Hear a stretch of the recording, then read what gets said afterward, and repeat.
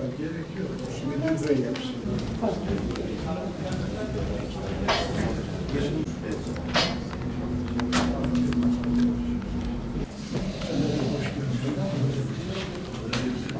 Son yıllarda maalesef iklim değişikliğiyle beraber ilaç kalıntılarıyla ilgili de ihracatta çok ciddi sıkıntılarla karşı karşıya kalıyoruz.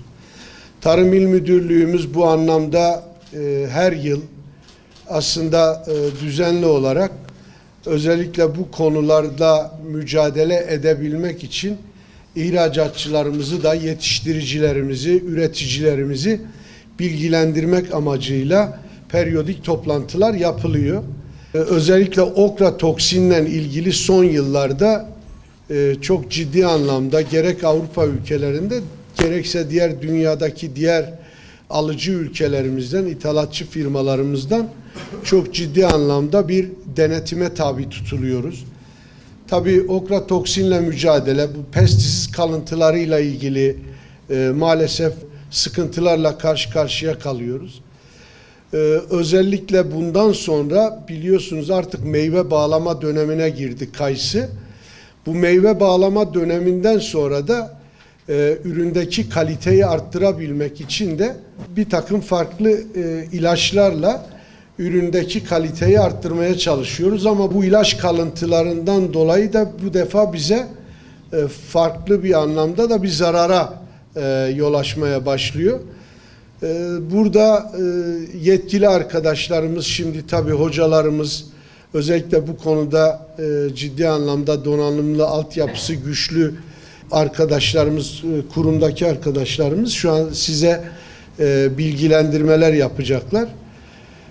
Tabii süreç çok sancılı. Yaklaşık bir aydır sağanak yağmur geçişleriyle karşı karşıya kaldık. Bir taraftan şimdi de sağanak dolu yağışlarıyla karşı karşıya kaldık. Üründeki kaliteyi korumak gittikçe zorlaşıyor. Üründeki kaliteyi korumada yaşadığımız zorluklar ihracatta da bize çok ciddi anlamda bir takım zorluklar getirecek. Tabii bu anlamda biz Ticaret Borsası yönetimi olarak Tarım İl Müdürlüğü ile beraber elimizden geldiği kadar bu bilgilendirme toplantıları ve sizleri de bu anlamda yönlendirebilecek veya bununla mücadele edebileceğiniz alanlara yoğunlaşmanız için de elimizden gelen gayreti göstereceğiz. İnşallah hayırlı bir mahsul olur.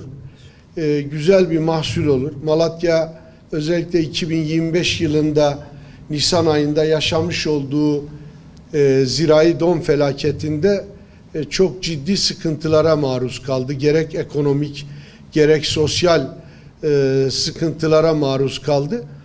Ama ümit ediyoruz bu yıl inşallah tabii hem önemli bir ürünü sağlıklı bir şekilde daldan indireceğiz. Bir taraftan da dünyanın dört bir yanına yine ithalatçıların, alıcı firmaların arzu ettiği şekilde ihracatını gerçekleştirip son tüketiciye ürünü yetiştireceğiz. Kayısı Malatya için çok önemli, bölge ekonomisi için çok önemli.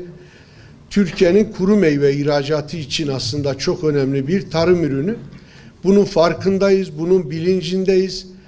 Her gün geçtikçe rekabet şartlarımız zorlaşıyor. Dünyanın farklı bölgelerinde artık farklı ülkelerde kısmi üretimler olduğunu farkındayız. Üretim maliyetlerinin arttığı, özellikle işletme maliyetlerinin de çok arttığı, TL'de ve dövizde yaşanan enflasyonun da ihracatçıyı zorladığı bir süreç içerisindeyiz. Özellikle üretici arkadaşlarımızın, çiftçilerimizin üretim maliyetlerinin karşısında zorlandığının da farkındayız. Ama bu yıl bütün paydaşlar hep beraber inşallah sağlıklı bir üretim ve kaliteli bir üretimle hem üreticinin mutlu olduğu, ekonomik anlamda ciddi bir kazanç sağlayabildiği, hem de ihracatçılarımızın, tüccarlarımızın da dünyanın dört bir yanına sağlıklı bir şekilde ihracatını gerçekleştirip ülke ekonomisine de, bölge ekonomisine de önemli katkıda bulunabilecek bir yıl olmasını temenni ediyoruz. Tabii ki hep ifade ediyoruz, tarım sektörü zor, emek istiyor, alın teri istiyor, uğraş istiyor. Her üretim dalında aynı şekilde emeksiz bir ürünü ortaya getirmek kolay değil. İlimiz için gerçekten de çok kıymetli olan kayısı, özellikle ilimizin ekonomisinin ana döngüsü olan kayısıda da gerçekten süreç içerisinde, özellikle geçen yıl yaşadığımız zirai dondan sonra ve sürekli her yıl aynı şekilde çok emek istiyor, çok maliyet istiyor. Girdi maliyeti gittikçe de artan bir emtia. Dolayısıyla verilen bu emeğin karşılığının alınması hem ülke adına hem de elimiz adına çok kıymetli olduğunu özellikle ifade ediyorum. Tüm üretim dalında kurum olarak bizler hem üreticilerimize gerek teknik bilgi konusunda gerek girdi maliyetlerinin asgariye indirilmesi konusunda sürekli sahada yoğun emeklerimiz olduğunu özellikle ifade etmek istiyorum.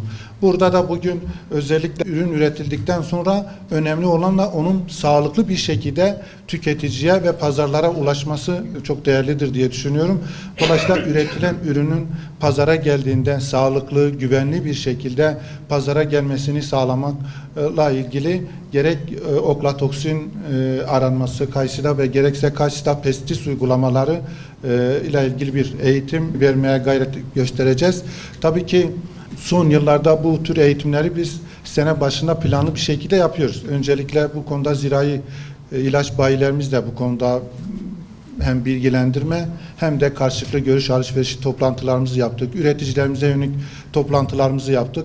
Bugün de farklı konularda siz kıymetli bu işi pazarlayan kısmı, bu işi satan, esas getirisini sağlayan pazarlamacı arkadaşlarla da bu konuda bilgilendirme yapmak istedik.